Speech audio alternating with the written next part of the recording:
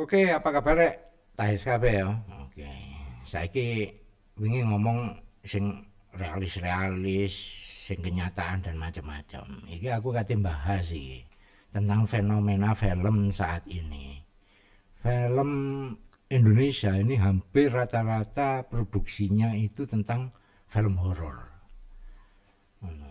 Film-film drama, film-film sejarah atau apa itu sangat berkurang. Nah, di dalam ruang ini ternyata sebenarnya film horor ini sangat berpengaruh dan diminati oleh masyarakat. Nah, tentunya ngomong film horor gak ado-ado teko kuburan, ngono ya. Nah, aku kate ngomong kuburan peninggalan Belanda sing disebut Kerkhof, yaitu kuburan Sukun. Nah, aku dhewe durung tau mlebu, tapi ono ahline iki Pok Darwis kuburan Londo ketemu karo Mbak Haryani. Apa kabar, Mbak? Alhamdulillah Pak, baik. Oh, ngono. Nggih. Wis nyapu-nyapu kuburan ya. Ayo. Oke, Mbak. Nggih. Kuburan Londo Sukun. Ya. Banyak arek Malang Nggih. sing tahu. Ya. Tapi banyak juga saiki kan Malang ini Nggih. banyak pendatang yang nggak tahu. Apa yang bisa sampean ceritano tentang kuburan ini? Dan apa istimewanya tentunya? Kenapa harus kita bahas di ini Iya misalnya? sih, kuburan Londo ya. Kami menyebutnya itu kuburan Londo. Kenapa harus kuburan Londo? Karena kita memang membranding untuk kalau Kerkhof itu sudah biasa ya Pak ya. Dan Kerkhof sendiri itu memang kan untuk pemakaman orang-orang Belanda. Tapi kalau di TPU Suku Nasrani itu bukan hanya orang Belanda saja, tapi orang-orang Eropa yang dimakamkan di sana karena sesuai dengan ini ya, pada saat kolonial, pada saat pembangunan di Bauplen 3 itu keperuntukan dari kompleks makam sukun itu adalah untuk orang-orang Eropa yang berdomisili di Kota Malang seperti itu, sehingga kami menyebut sih asik-asik sih kuburan Londo. Banyak juga yang menyebut Bong Londo gitu ya. Soalnya rambut kuning di gini-gini sebutannya Londo wis. gitu ya. Mau ikut teko Prancis, teko Inggris ya kan. Makanya itu. Teko Rusia sebutnya Londo ngono ya. Betul, Pak, Oke. betul. Jadi di sana itu banyak sih keistimewaan. Ada tokoh-tokoh, baik tokoh masa kolonial, kemudian tokoh kemerdekaan pun ada di sana gitu. Jadi saya ingin membranding ya, ingin mengedukasi masyarakat yang selama ini itu kalau berbicara tentang kuburan itu pasti berbicara tentang hantu, Ya. tentang orang yang dimakamkan, kesan seram, kesan Nah, itu buram, mewarnai seperti itu. sinetron-sinetron kita Nah, itu, ya kan? Itu ya, image-image seperti itu yang ingin kami hilangkan dengan kehadiran dari Pok Darwis Kuburan Londo itu sendiri. Jadi Pok Darwis Kuburan Londo itu memang sengaja membangun wisata, destinasi wisata sejarah dengan kita menjual tokoh-tokoh berikut kesejahteraan. Ini kan heritage kan? Iya, namanya? betul, Oke. heritage-nya juga itu kita diuntungkan juga bahwa gerbang makam sukun yang di depan itu Pak, itu sudah ditetapkan sebagai bangunan cagar budaya di Oke. tahun 2021.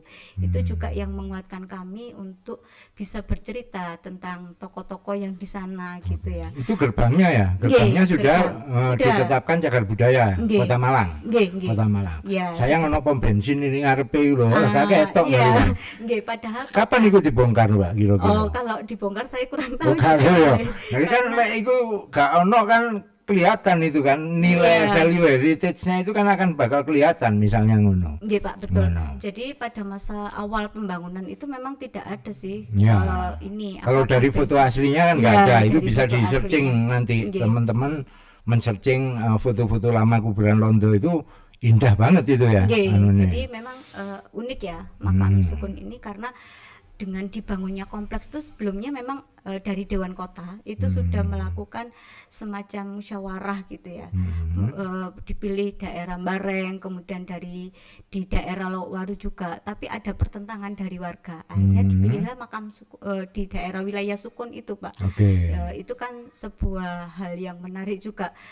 Makanya itu harus Sejarahnya kita ya apa kembalikan. sejarahnya? Sejarahnya itu untuk pembangunannya ya. Untuk pembangunannya itu ya memang untuk ini, karena di kuburan yang di Trunojoyo itu memang untuk orang-orang Eropa itu sudah penuh Pak. Sehingga pada tahun 1918 itu Dewan Kota itu sudah memutar otak bagaimana ini kita cari lahan di mana lagi gitu.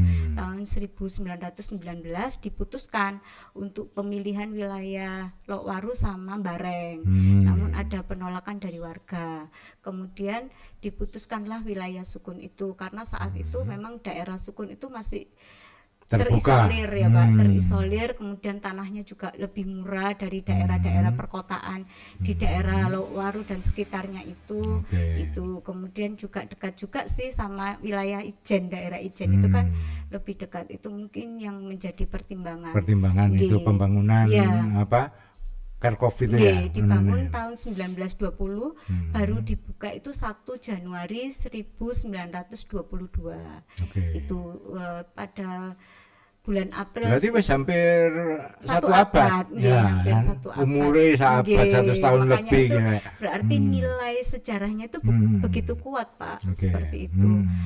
Dari situ itu juga kami ini selalu berkoar-koar ini loh ada, walaupun notabene kalau Belanda itu kan penjajah, tapi kan kita tidak bicara itunya Pak.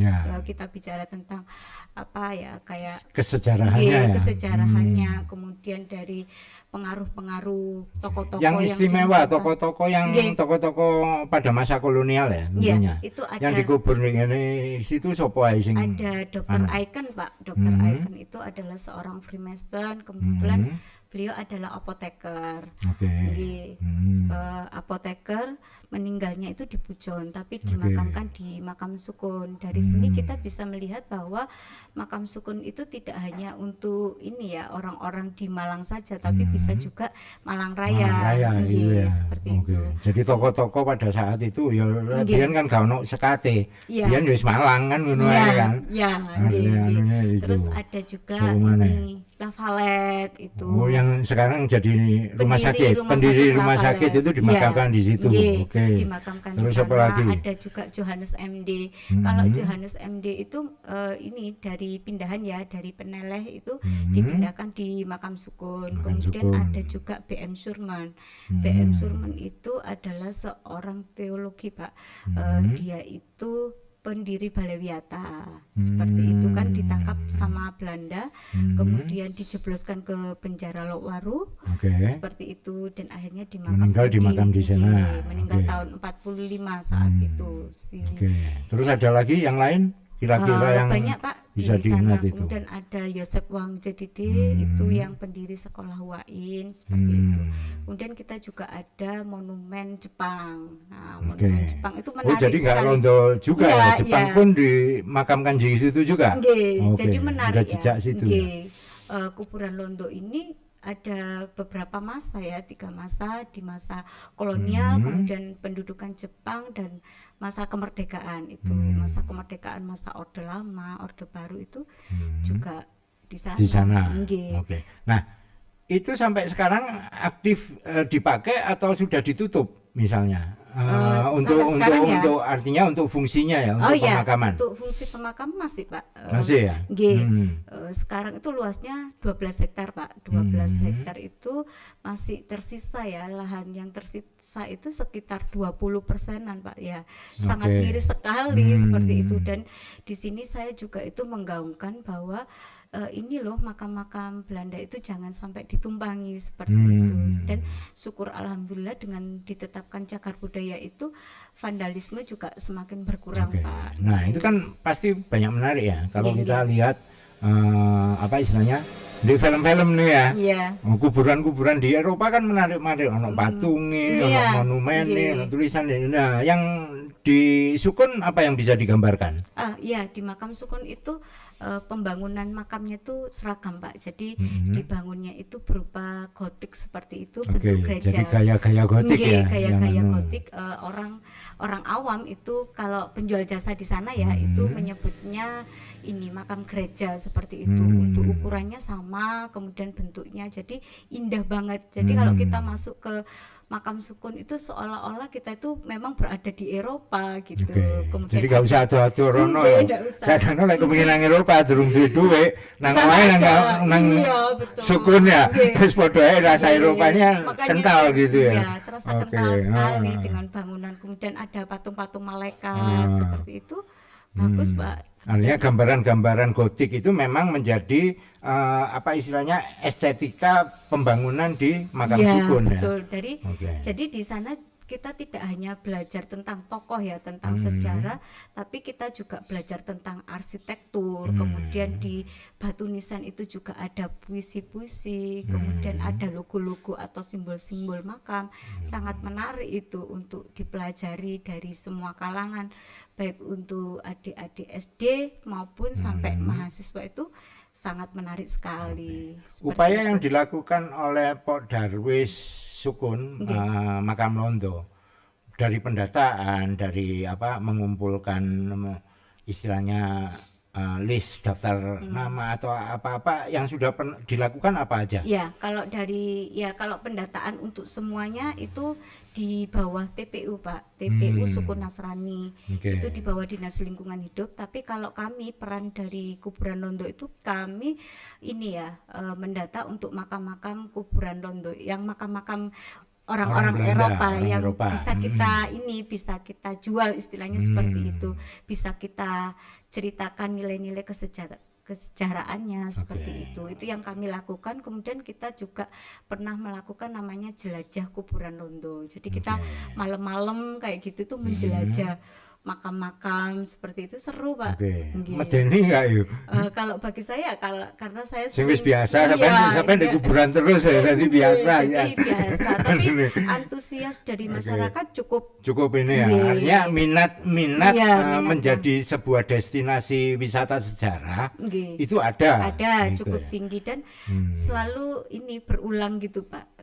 Jadi ini loh di makam Londo ada destinasi wisata itu kita selalu kehabisan tiket sampai kita itu berapa sesi gitu dalam satu kegiatan. Dalam satu kegiatan bisa Nggih. dibagi berapa Bisa, sesi? 2 Artinya sesi. minat ini tinggi dong Iya, sebenarnya. minat Oke. minat Dari itu- kalangan mana peminat ini? Kebanyakan itu dari adik-adik mahasiswa seperti itu, kemudian dari pendatang memang. Kalau dari masyarakat kita itu enggak banget kayaknya. Oh, Dari enggak. Arema itu kayaknya kurang ya, kayak kurang minat gitu. Kalau Padahal dari Arema kalau pengalamanku nggih. pernah ada di situ ya, lihat Nggih. di situ. Itu kan hampir tiap hari ada yang berhenti di pom bensinnya gitu. Nggak pernah masuk ke Oh, enggak, anunya. kalau di pom bensinnya mungkin ngisi bensin. Ngisi bensin aja. loh, tapi Iya. nggak pernah itu. Nah, apakah itu nggak terlihat misalnya? Atau Ini apa ya, ruang yang ininya? kayak tertutup, Pak. Tertutup ya? Nggih. Jadi bangunan atasnya itu yang mansard itu kayak memang tertutup, seolah-olah kita itu terbelenggu gitu. Oh, Nggak bisa nah, terlihat. dari perspektif teman-teman penggiat Pok Nggih. Darwis nih, Iya. kira-kira supaya identifikasinya jelas dan gampang dikenali misalnya, Nggih. dan menarik perhatian untuk orang datang misalnya. Nggih. Apa kira-kira di sekitaran situ yang diberi tanda kayak atau apa upaya-upaya yang Ya, dilakukan? kita sekarang itu selain ada Pok Darwis Kuburan Londo, kita juga ada forum tata kelola heritage Kuburan Londo. Itu kita ada tandanya, Pak, ada penanda, tapi masih kurang menarik juga sih. Oke. Sehingga kita mungkin melakukan promosi-promosi, Pak, di IG kami seperti itu. Jadi Di lebih Facebook. lewat media sosial Iya, ya? lewat Oke. lewat media sosial. Karena kalau ada di situ ketutup iku mau ya. Iya, itu yang itu. patut disayangkan. Dan karena untuk ini bangunan yang sudah dijadikan cagar budaya itu tidak bisa terlihat dari luar. Misalnya ada orang yang ngisi pom bensin itu mungkin hanya terlihat apa sih itu, nggak tahu kalau di dalamnya itu ada makam yang begitu indah seperti Ada itu. warisan heritage itu. Nah, pertanyaanku misalnya, kenapa upaya pencatatan cagar budaya itu hanya ada di gerbang itu? Kenapa enggak apa istilahnya sak kuburane misalnya? Karena kan di situ kuburannya banyak tokoh. Terus kedua cerita sampean tadi banyak terjadi vandalisme misalnya. Iya. Itu kan enggak, karena enggak ada perlindungan. Itu kenapa kira-kira? Kalau itu mungkin ranahnya dari ini ya, Pak, tim ahli cagar budaya. Tapi saya pernah sih bertanya kepada salah satu tim mereka itu dari ahli cagar budaya itu, karena untuk makam yang makam untuk Belanda itu ya, itu jaraknya berjauhan Pak antara satu dengan yang lainnya, sehingga untuk dijadikan sebagai kompleks cagar budaya itu masih kurang tepat. Itu versi dari mereka sih. Mungkin untuk kawasan atau untuk situs itu mungkin bisa seperti itu. Jadi ini masih pada tahap pencatatan untuk perlindungan cagar budaya itu per situs ya, tidak dalam konteks kawasan, karena kan sebenarnya integral itu. Subjek utamanya kan justru di kuburan, bukan gerbangnya sebenarnya kan. Sebenarnya saya saya pribadi itu pengennya itu disebut sebagai sebuah kawasan. Sehingga legalitasnya itu lebih terjaga juga gitu Pak. Karena kita itu patut disayangkan ya makam yang indah. Contoh dari makam La Valette itu, saya lihat di fotonya itu pada saat beliau dimakamkan 1926 itu begitu indah, ada marmer asli seperti itu. Tapi sekarang pada tahun 2020 kemarin itu patut disayangkan bahwa nama seorang La Valette yang begitu besar dengan makam seperti itu patut disayangkan, karena memang marmernya sudah hilang seperti itu. Dulu ada fenomena batu akik ya Pak, itu juga di makam sukun itu menjadi korban gitu. Watu-watu kuburan ini dijukuhi, didedeli, digawe watu akik ya, biasa dadi watu akik. Dan itu kita lihat ini ya, kanopi dengan bangunan yang indah, tapi pilar-pilarnya sudah hanya semen aja gitu.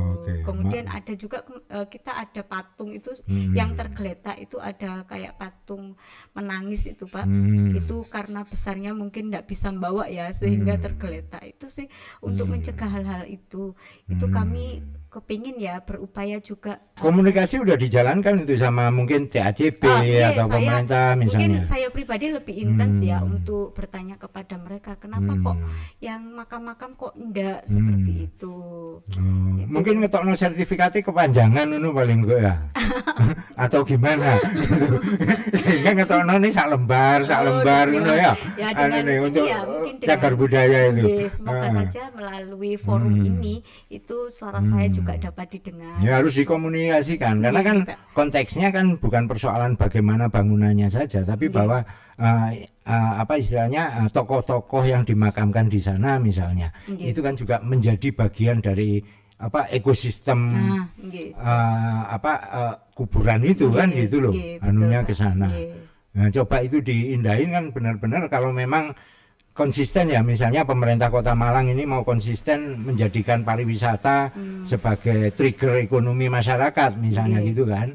Nah, mau kan nggak mau harus banyak upaya-upaya perlindungan itu bisa disiapkan, begitu kira-kira. Menurut Sapen gimana itu? Iya Pak, saya setuju sekali. Jadi di sini itu harus ada kolaborasi semuanya, tidak hanya Pok Darwis sendiri yang berjalan ya, tapi di situ harus ada pemerintah, baik dari Dispora Par, kemudian dari Dinas Pendidikan dan Kebudayaan, dari Kecamatan Sukun sendiri yang membawai wilayah itu harus saling berkomunikasi, saling sinergi untuk penetapan cagar budaya ini agar lebih meluas sebagai sebuah kawasan itu. Sehingga identifikasi Malang itu clear gitu ya. Gitu. Wis ono kayu tangan. Betul katanya kan. Tapi rame juga kan ngono kan. Malang sebagai kota heritage ya. Malang sebagai kota heritage harusnya ruang-ruang yang di depan mata itu dibenerin dulu kira-kira gitu. Jadi kita tidak hanya punya kayu tangan Pak, tapi kita juga ada kuburan Londo ya yang menarik seperti itu. Gitu. Anunya ke sana. Nah, bicara tentang sekarang upaya yang dilakukan oleh teman-teman Pok Darwis, ini kan sebenarnya teman-teman Pok Darwis ini kan ya sukarelawan ya, tingkat kelurahan ya. Tingkat kelurahan. Nah, misalnya gitu. Nah, ini melekat dengan Kelurahan Sukun misalnya. Iya Pak, dengan melekat. Nah, komunikasi yang dibangun dengan Kelurahan Sukun misalnya untuk melindungi atau merawat cagar budaya Pak makam Londo ini seperti apa sebenarnya yang sudah dilakukan? Kalau dengan Kelurahan Sukun kita komunikasinya cukup intens dan cukup baik ya. Kadangkala kita membersihkan Pak untuk makam-makam Belanda itu, terutama yang kita yang kita publikasikan seperti makam Dr. Aiken, seorang Freemason, kemudian Dr. Alaris, itu kita bersihkan secara berkala seperti itu. Jadi dari kesadaran kita sendiri untuk membersihkan itu. Kemudian Oke. kita juga dibantu dari teman-teman di TPU Suku Nasrani. Para aktivis heritage masa Mas Restu gitu, itu Restu Respati itu bantu nggak itu anunya? Gitu. Mungkin membantu ini ya, Apa itu? mempublikasikan ya. Tapi iya. kalau Soalnya dia itu kalau ada apa-apa langsung sikat das gitu. kalau terjun sampai ke lapangan itu mungkin pada saat awal-awal di tahun 2019 itu Oke. kita pernah terjun langsung bersama Pak Dwi Cahyo, kemudian Pak Lulu dan semua teman-teman volunteer itu sampai turun Sampai ke turun ke sana ya. Iya, Oke. itu.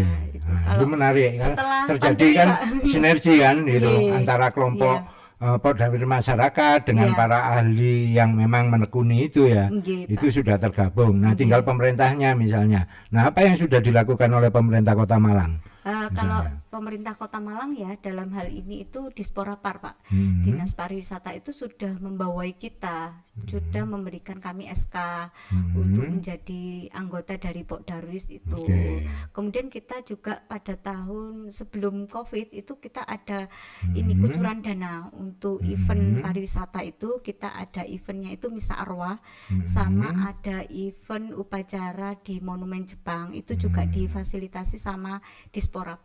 Jadi Gitu. ada dukungan ya Nggih, ada untuk dukungan. anggaran misalnya Ya, gitu. untuk anggaran. Kira-kira anggaran. cukup nggak atau kurang besar? Oh, kurang besar. Kurang besar ya pasti itu ya. Pasti. Jalur sing gede Nggih, langsung jadi ae. kalau Ngono kita lho. bicara tentang Anunya. Pokdarwis itu memang kita itu bicaranya lebih ke kecintaan ya, Ya, lebih karena kan harus kecintaan. sustainability ya, Iya. harus keberlangsungannya Nggih, dijaga terus betul. misalnya seperti itu. Nah, yang patut kami sayangkan untuk setelah COVID ini kita memang agak mati suri, Pak. Oh, mati suri. Nggih, mati suri itu yang patut kami sayangkan. Yo kadise ganti soalnya, kadise ganti wis gak ero iku pasti ngono kan. Itu sih yang Ngono patut makanya kami nek nilai sayangkan. kadis sing ero persoalan Tapi gitu. saya pribadi ya Anunya. berjuang sendiri walaupun ada tamu 3 orang itu tetap akan kami layani seperti itu. Program itu sudah direncanakan reguler berarti di sana. Nggih, Pak, Program-program berkaitan itu nggih, reguler. nggih. Jelajah Kuburan Londo itu sudah kami programkan seperti Perluasan misalnya perluasan program untuk bagaimana berwisata sejarah ya di anu itu. Apakah juga sekolah-sekolah Ya. misalnya itu juga dihubungi atau hanya untuk program-program yang sifatnya lepas misalnya profesi macam fotografer, misalnya videografer. Nah, itu potensi-potensi loh Mbak sebenarnya Iya, yang bisa potensi dipakai. memang jadi di Kuburan Londo itu tidak menutup kemungkinan untuk melakukan aktivitas-aktivitas seperti kita pernah ada membuat batik sukun itu sangat fenomenal sekali, kita bisa mengundang lebih dari 1.000 orang seperti itu. Jadi keindahan dari makam sukun dengan vegetasi alaminya itu menunjang untuk kegiatan yang selain untuk menguburkan jenazah. Oke. Itu selalu Iya. berapi-api untuk berbicara tentang Kuburan Londo karena kan selama ini memang sebuah pemakaman itu masih dianggap sebagai sesuatu yang remeh gitu ya. Padahal kita butuh banget. Oke. Karena itu bagaimanapun bagian dari sejarah terbentuknya Kota Nggih, Malang. gitu. Iya, betul. Oke, terakhir Oke. Mbak, pesan Siap. sampean untuk pendengar, pelihat Oh dan iya. apa-apa Jadi gini, berkaitan dengan ini. jangan memandang sebuah tempat itu dari bungkusnya saja. Kita melihat Kuburan Londo gitu aja, tapi di sana ada potensi-potensi yang perlu digali. Di sana ada kehidupan yang memang menghidupi, ada kematian yang menghidupi. Dari sana, dari makam sukun itu kita dari penjual jasa bisa hidup di sana. Kemudian kita yang hidup ini bisa mengedukasi masyarakat melalui kesejarahan, melalui arsitek, melalui bangunan dan melalui apapun ada di sana seperti itu. Dan menariknya di Kuburan Londo juga ada tanaman kopi di situ yang menjadi sebuah strategi kita apabila makam itu sudah penuh, itu masih ada tumbuhan kopi yang mungkin bisa diolah seperti itu, Pak. Nggih. Sejarah kopi Malang juga tertanam di Kuburan Londo. Betul. Bersama Mbak Haryani ngomong Kuburan Londo. Sampai ketemu di episode selanjutnya.